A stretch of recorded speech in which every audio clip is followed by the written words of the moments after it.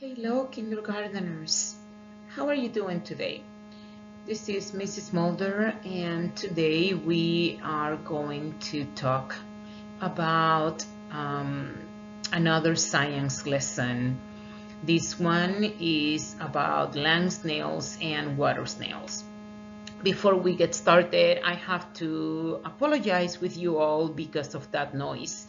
I've been having a lot of technical difficulties, and recording this lesson has not been really easy. So I'm hoping that even though there is some feedback, some background noise, you still could get something good out of this lesson and learn some fascinating facts about snails. Can you believe I have attempted to record this lesson 12 times already? That is a lot. So hopefully this time you'll be able to watch it all the way through and learn something important about snails. Kindergarten Science Animals 2x2, Land and Water Snails. Scientists. With this lesson, it's my hope that we could identify and name the structures and functions of a land and water snail, and also at the end of the lesson that we are able to name at least 3 facts about snails. So are you ready? I'm ready. And before we go any further, I have to ask you to find some scientist tools for me. Let's see what they are. So scientists, you will need something to write on, like a journal, a whiteboard, blackboard, some cardboard, anything that you could write on. You would also find something to write with, maybe color pencils, markers, crayons, pen, anything that you might have and you could write with. Optional, you might need some coloring tools, coloring supplies like crayons, markers. You could write with them and you could also color with them. And my 2 favorite, you will need your scientist hat and a beautiful smile. And since we're going to be learning about smiles, I'm calling it today Snail Smile. Are you ready? Here we go. I'm going to show you how to draw a scientific illustration of a land snail so that we could later label all the structures and talk about their function. Land snails, like most creatures, have a body. This is the tailed end of the body, and this is the head part of the body. On the head, snails have the mouth right in here. They have 2 sets of tentacles. 2 are short and 2 are long. On the 2 long ones, they have the eye spots. So in here, they will have their eyes. At the bottom of their foot, you might see some tiny little waves or ridges like that. This helps them as they contract and expand their foot to help them crawl, to help them slide, glide, move forward. Now that we have the body, which is the foot with both ends, the tail end and the head, we are going to talk about the shell. Snails carry a shell. They are born with this shell and they carry their shell throughout their life because this shell protects their body. They could protect themselves with this shell. And When I draw them, I start by doing the curvy lines on the outside, almost like if it was a cupcake. And then I move to the inside by drawing the other lines. This shell is almost like a house for the snails, because that's where they hide themselves from their enemies, or where they hide or sleep through the cold winter weather. Now we get to actually label these parts. As I was saying, this is the shell. SH, the teacher favorite sound. Sh. E. L. L. Shell. Oh, scientist, I just had a connection. Did you make a connection as well? When we were studying last week, these word families, we learned the L word family, and we came up with a whole bunch of words in this group. Words like shell, cell, bell, tell, spell, all of those words. In this case, is the shell of the snail, which it protects the snail. So I'm going to put a letter P for protection. This, the body, we call it right here the foot. We have 2 feet. They have 1 foot, and they move. They crawl with their foot. So I put an M for move. This is the head of the snail. And on the head, as I said, they have their mouth with the radula inside. Mouth. And the radula is kind of like a tongue with a lot of teeth in them. Tiny, tiny, tiny little teeth on them. And that the snail used them to grind up all the food so that they could swallow it. So this helps them eat. So I'm going to put the letter E for eat. Now here we have the tentacles, and as I said, there were 2 sets, 2 long, 2 short, and the long ones hold the eyes for the snail to see, the eyes, and the short ones right here are for feeling and also for smelling. When they are crawling or moving, they use the 2 short ones, kind of like their nose is kind of like that, to smell, and kind of like their hands to feel.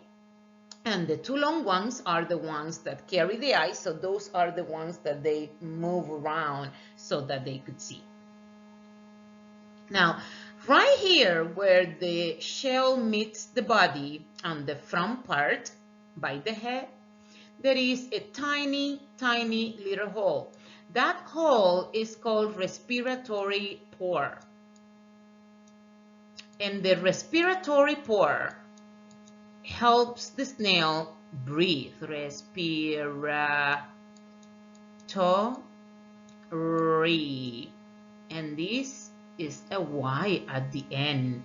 Remember that the letter Y at the end says E as in candy, or says I as in my. In this case, it says E, respiratory. Respiratory pore, and the respiratory pore helps the snail breathe. And I'm gonna put just a B for breathing. Okay. Now, we have completed our scientific illustration of a land snail, which we also call sometimes garden snail. And we talked about the shell, which is their protection, the respiratory pore, which they use to help them breathe, the two long tentacles or feelers which help them to see because it carries the eyes, the two short tentacles to feel and smell, the head with the mouth and the rhodula inside that helps them eat, and their foot that helps them move from one place to another. Isn't this fascinating? Interesting facts. Now let's take a look at the water snail, pond snail. Just like the land snail, the pond snail or water snail have a foot, and on one end of the foot it has the head. On the head it has the two small feelers or tentacles, and it also has the two long tentacles that hold the eyes. And I'm going to put the eyes right there so we don't forget that. And just like the land snail, it also has a shell.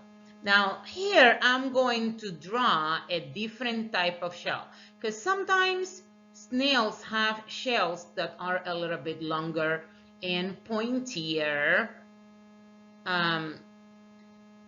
just like what I'm doing right here. And the other one, the land snail, I use a rounder shell. This one is a little bit pointier, almost like a cone. And what scientists say is that these kind of shells, the ones that are pointier like this, are more aerodynamic. It's easier for them to glide in the water because of the shape of these kind of shells. And it also has those tiny little ridges on the edge of the foot that helps them contract and expand as they are walking.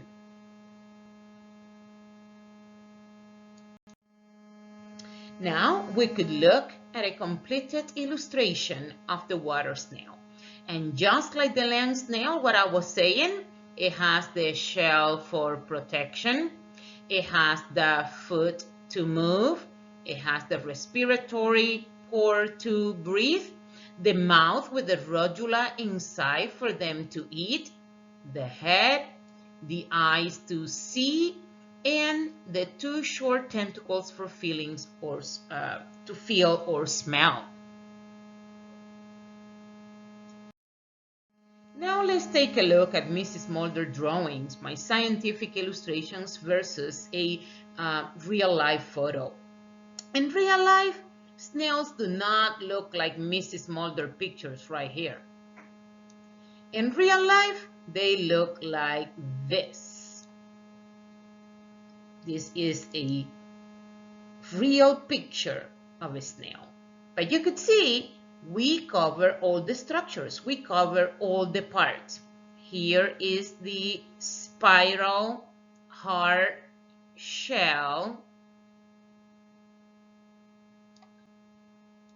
The shell, the head, the eyes on the long tentacles, the feelers or tentacles, the smaller, and the foot. These are the major, the most important external parts or structures of a snail. Now, fasten your thinking caps, your scientist hats, because we are going to dive into a lot of information. And let's start by talking about the snail family. What are snails? Snails are mollusks. Mollusks with shell. What does that mean? Well, let me tell you. Mollusks are animals that have a soft, unsegmented body and have a shell. If you put your hand like this, 4 fingers and thumb, and with your other index finger and thumb, you reach right here in the middle and you pretend like you're pinching that area. You will see how soft that is. And that is a good way to understand what the body of mollusks, in this case the snails, feel like. It's a very soft, unsegmented body.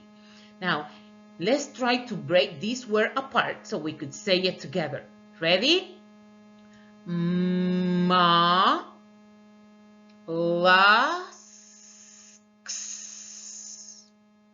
Mollusks. Oh, long word, but you could do it. Remember, scientists, sometimes we chunk the long words so that it's easier for us to read it. Mollusks, and that is the big family name in which snails are under. You should also know about another special word, which is G-A-S,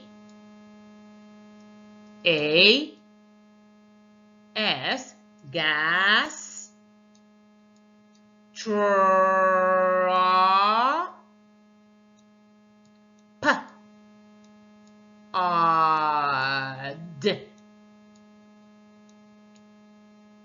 gastropods. Snails belong to that group, the gastropods. And basically what that means is stomach foot. These are the animals in which their tummy is their foot, like snails are. Scientists are really smart when they come up with these terminologies, with these names, because a lot of times the names they come up with tell us some clues, some details about the animals they're talking about. Now we know that snails belong to the big family of mollusks, which it refers to animals with a soft body and they have a shell. So you could start thinking what other animals you think will have a shell and soft bodies. But then in this case, they are in another family or in another group under that big family called gastropods, meaning stomach foot. Do they walk? How do they move?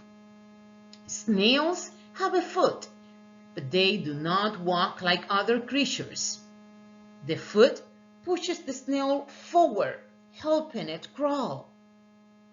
And the foot is under, you could see it right here, under the snail's shell. You see that? And right here is the shell on top. So the foot is under. It's so flat, so smooth. It really helps them crawl. What snails do? What is that sticky stuff?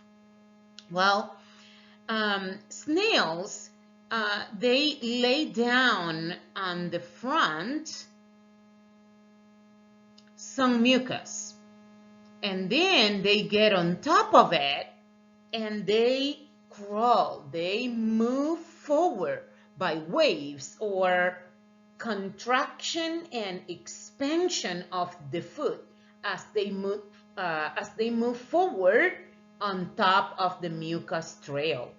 So first they lay down the mucus, then they position their body on top of it, and then they start making waves by contracting, expanding,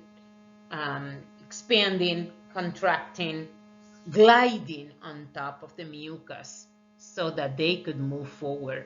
You could see right here some more mucus trail, and even this little one has some right here. All of these snails do. Even the water snails, they leave these mucus trails. Even though they are in the water, they still have that mucus, and it helps them move along. Let's talk about their habitat. Where do they live? Well, at the beginning I was sharing that snails live in wet dirt and leaves. And other snails live in water, any body of water, like seas, ponds, streams, and even rivers. So you could check this one out. She is right here in a garden, and this garden has moist soil and a whole bunch of leaves. And right here you could see the mucus back here. And this one is underwater. You could see right here the two long tentacles, the two short tentacles, and look at these foot, it's slightly different. So this is one kind of water snail underwater.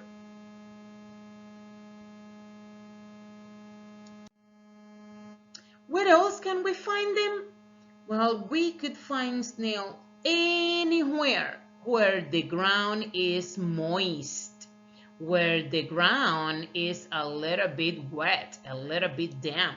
And that is why sometimes we see them in our backyards, in our gardens. Or if it rains, after it stops raining, then you might see how they come out, and you see them then gliding in the playground or on the sidewalk. Anywhere where the ground is kind of wet or moist, you could find them. If their body were to get really dry, per se, like in the desert, if it were to be really dry, then they will die. They will not survive because their body needs to be wet, moist. What do they eat? Well, the snails on land, they eat fruits, plants, even the bark of the trees. But the ones in water, they eat algae, a plant in the water. So it varies. If we were in school, kindergarteners, Miss Ruth and I would have done an experiment with you. This is where we put different types of food, including fruits, tree bark, a rock, different things. And then you get to do a fair test and determine which food they will go to first. And I could tell you, maybe you already have a sibling at home that was in kindergarten with us and could tell you that they go to the fruit first. They really could smell the scent of fruit, so they end up going to fruits first, or in some cases they go to the green vegetables like lettuce and things like that. How do they eat?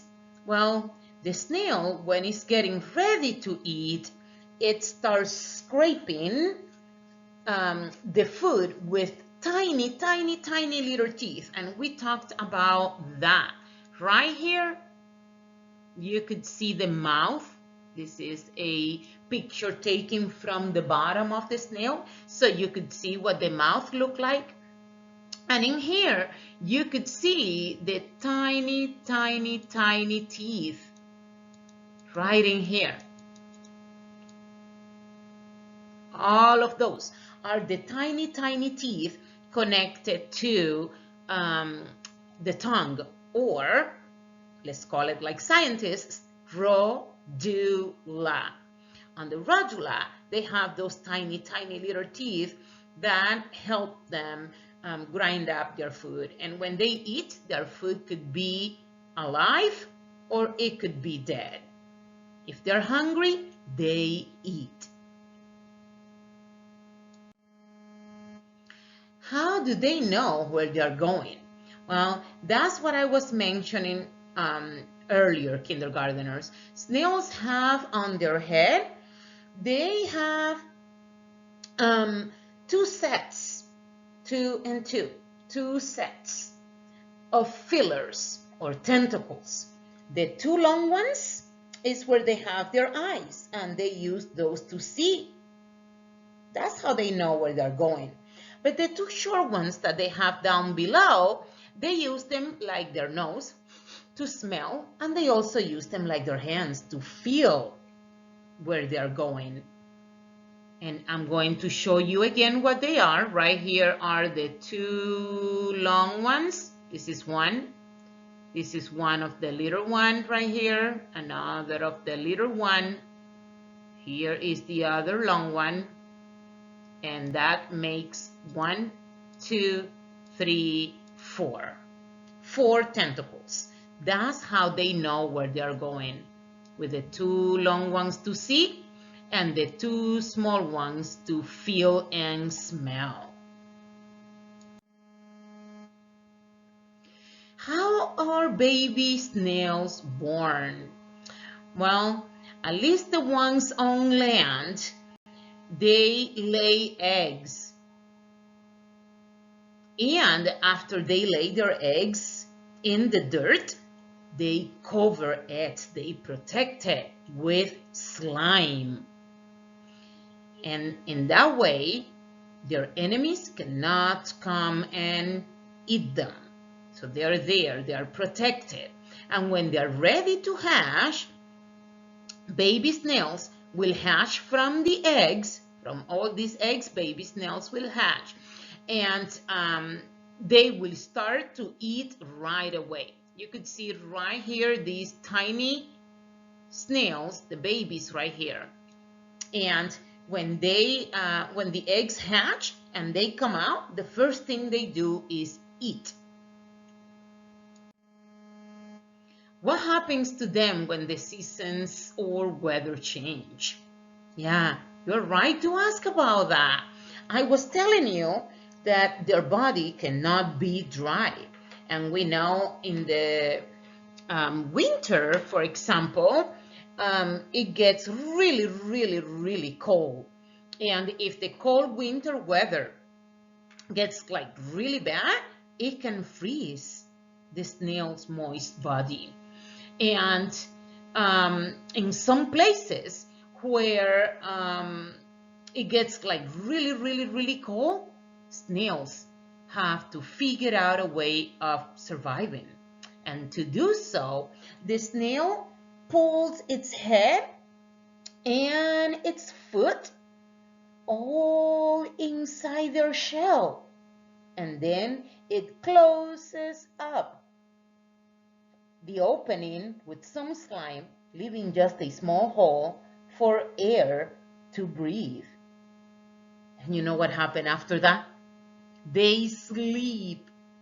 They sleep inside their shell for the whole winter until spring comes around. Scientists, do you know any other animal that sleeps for the whole winter and wakes up in the spring? So here is an idea. You could go ahead and write an all about book about all the animals that you know sleep through the winter.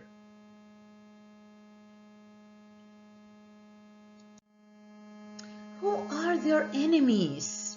Well, right here is a clue. Do you know what kind of animal this is?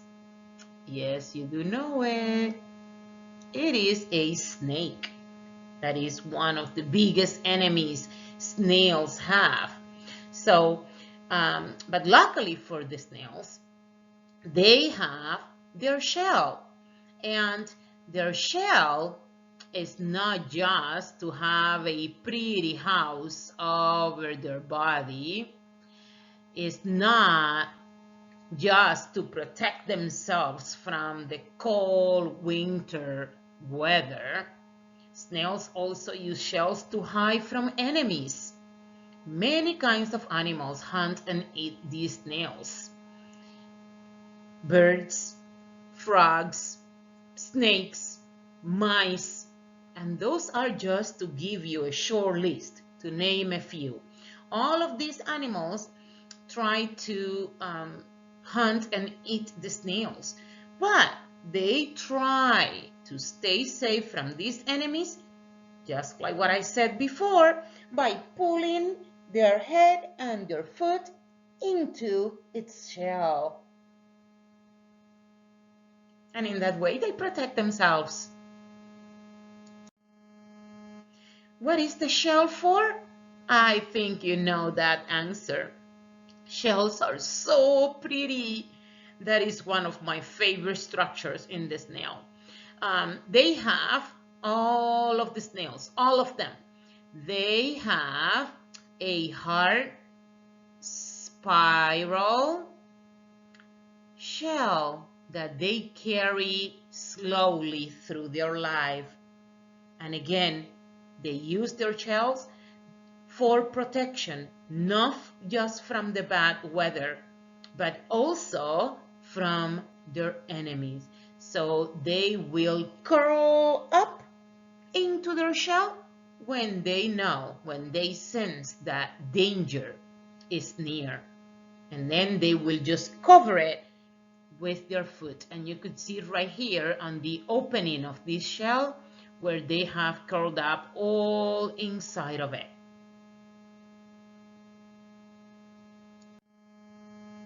Let's talk now about size. Some snails are very small, so small that they could be compared with a grain of rice, as tiny as a grain of rice. And you could see how small these ones are. I made the picture look a little bit bigger so you could see them, but yeah, they are really small snail. Some others, however, are really, really big. Look at the size of these snails. So big. This is the giant African snail. And the giant African snail grows up to 15 inches long. That is bigger than your science journal. Really, really big. You could take a look at this shell. So big. And see, here you could see better when I told you that sometimes it looks like a cone-like. You could see it. Big shell. And in this case, look how big this foot is. It stretches all the way to the side. Look at that. Really big. Giant African snail. All right. Do you think that all the things we've talked about are gross? Or you think they're fascinating? Well, let's review some of the things we've covered and let's learn some new ones. A newborn snail is hungry. It will eat its own egg shell after it hatches. Sometimes it will even eat its unhatched siblings. So, wow, the first ones that are born, picture this, there is a group of eggs and some eggs start hatching. And those first ones that are born are so hungry that they might eat the other ones that are taking a little bit long to hatch. Or they might just turn around and eat their own egg shell because they're so hungry all the time. People all over the world eat snails. In France, for example, they are cooked in their shells with butter and garlic. Do you like butter? Do you like garlic? Me too. I do like them. I know some of you do not, but yes, I do like that. But I will not use them to cook snails. I think snails are really cool creatures to learn about, but not to eat them. But again, it's a true fact. All over the world, people eat snails. This is one that we've mentioned a little bit earlier. Scientists often make up names that tell you something about what an animal looks like. Snails are part of a group of animals called gastropods. Do you remember what that means? Yes, you're right. It means stomach, foot. So their tummy, and I'm going like that because my tummy is right here in front of me, right? Stomach, foot. They crawl, they slide, they move with their stomach, which is their foot.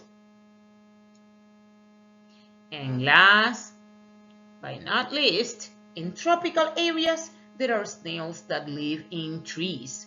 Their shells are brightly colored and thinner than land snail shells. And I could tell you that that is true. I come from a place that is tropical. The country where I come from, Cuba, is tropical, is really warm. And there I remember seeing snails living on the trees, especially on the banana trees. We have a lot of banana trees, and the snails get to be there because the banana trees collect water and hold the water. So it's a place that's kind of damp, it's kind of wet for them. So in places where it's really, really hot, a lot of times they cannot be on the ground because they will dry out and die. So they go and live in the trees where the leaves and the bark from the trees are moist, and they collect and hold some water.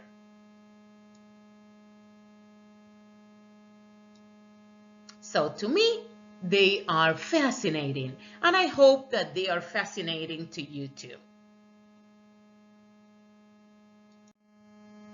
Now it is time for us to check our knowledge. Okay, we are going to label the shell, the eye, the mouth, tentacles, the mucus trail, and the foot. To make it a little bit fast, I'm going to put lines from these words to where they are. So let's start with the shell. This word right here says shell, and this will go all the way right here. And I'm just gonna put the S and the H, shell. This word right here says what? You got it. It says eye. So I'm going to go and make this line go all the way here to this box. Eye, and I'm gonna put only the letter E for eye. It's talking about only one eye, but if we put another arrow coming to this one over here, then it will talk about both eyes, and we could add a letter S. Eyes. Okay? Now let's talk about the mouth. Huh? I saw you sticking your tongue out. Yes, it is TH.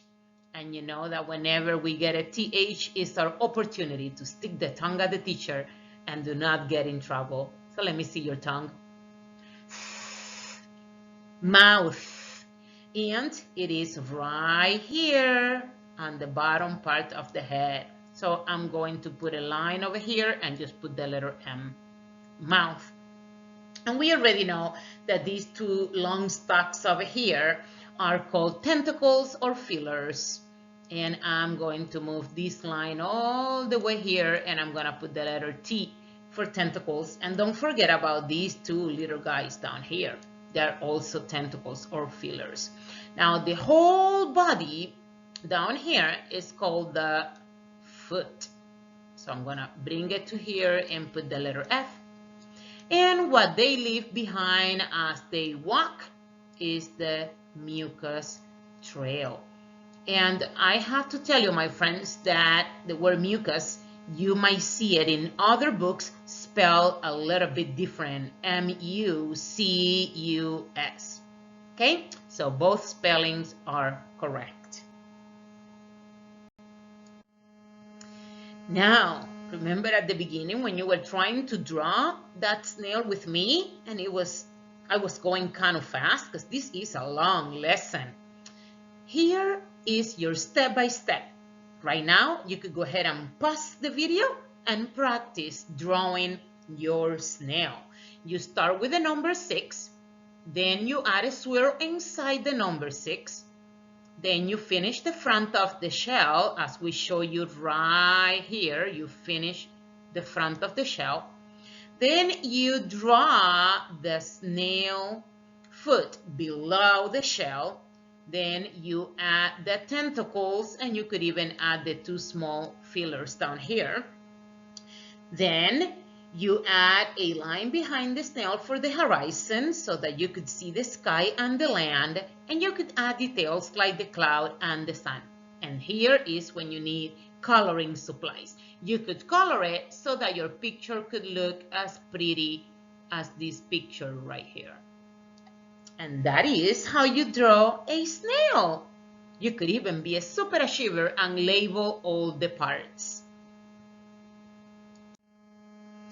You could also, once this video is over, have some fun. I personally miss Big Choice. I love Big Choice. And in Big Choice, we do a lot of these kind of activities. But since we don't have Big Choice, I'm giving you the ideas so that you could do it at home. Maybe you could have Big Choice at home with your family on Fridays afternoon. And if you want to do this one, you will need to cut a lot of strips of paper, just kind of like this red rectangle down here. And then you curve them and make little circles with it and a piece of tape, and then you get to have a snail that looks like this. Or you could do the paper plate ones with a lot of beads decoration. Don't forget to put the beads in the spiral format right here. You go around and around until you fill the paper plate. Or you could create a snail book by doing one out of paper plate like this, and then write your story all about snails. Here are some more ideas. Maybe this is what you want to do with the paper plate. You begin by drawing it like this, and then you decorate it like this. Maybe you just cut it out of a piece of paper or cardstock, and you fill it up with beans, rice, pasta, whatever you have around. Always remember to go in spiral. You could also use Play-Doh if that's what you have around the house, or with Play-Doh and pasta shell, you could do this group right here. Those are ideas for you to do some art at home. Okay, my friends, we have come to an end. But before I go, I need to tell you that all of this information I got from some previous knowledge I had about snails, but also I used 3 books that I found on Get Epic. And those books on Get Epic, kindergarteners, I assigned them to you so it's easy for you to find and read more about snails. One of those books is Backyard Wildlife Snails by Margot Gates, Creeping Land Snails by Nancy White, and Slimy Snails by Laura Hamilton Waxman. These 3 authors wrote wonderful books in details with pictures, kind of like what you saw here on this lesson about snails. So you could read them on Get Epic and learn some more about them. Thank you so much for watching. And once again, I apologize for all the background noise, but I'm having a lot of technical difficulties in recording these videos for you. So I hope you were still able to enjoy it and learn some interesting, fascinating facts about snails. I'll see you next time. Thank you so much. Bye-bye. Remember to be safe, be kind, and be learners. Oh, one more thing, my friends, before I go. Remember to write an all about snails book and send it to Miss Ruth or I so that we could enjoy your writing, your learning. Now I'm gone. Bye-bye. See you next time, kindergarteners.